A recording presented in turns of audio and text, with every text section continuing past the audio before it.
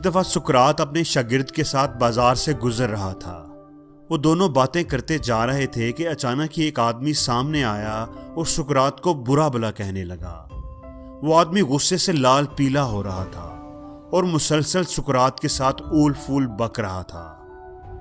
सुकरात उस आदमी की बातों का कोई जवाब दिए बगैर मुस्कुराते हुए उसके पास से गुजर गया।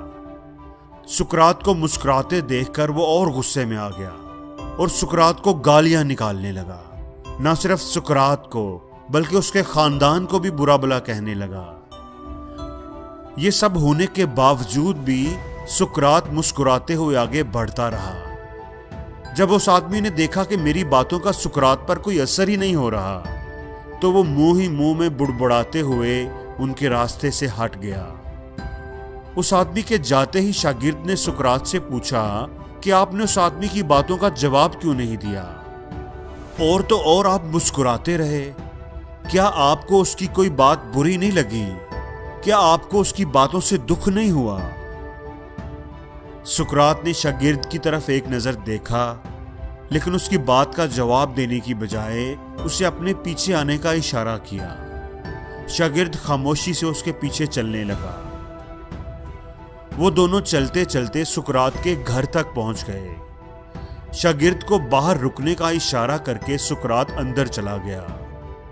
थोड़ी देर बाद वो वापस आया तो उसके हाथ में एक मैला सा बदबूदार तौलिया और कुछ कपड़े थे जो लगता था कि किसी कचरे के ड्रम से निकाले गए हैं। सुकरात ने वो तौलिया शागिर्द के हाथ में थमाया और बोला कि ये लो, इससे अपना हाथ मुंह साफ कर लो और ये कपड़े पहन लो।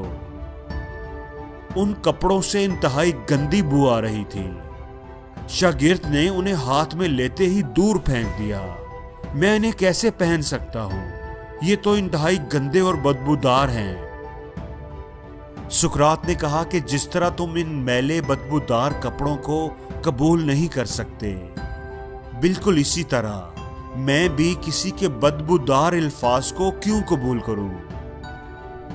अगर कोई बगैर किसी वजह के आपको बुरा भला कहता है और आप उसकी बातों से परेशान हो जाते हैं, अपने काम छोड़कर उसकी उन फजूल बातों के बारे सोचने लगते हैं, उन पर गुस्सा करने लगते हैं, तो ये बिल्कुल ऐसे ही है जैसे आपने अपने अच्छे और साफ सुथरे कपड़े उतार कर किसी के दिए हुए मैले कुचैले बदबूदार कपड़े पहन लिए हों।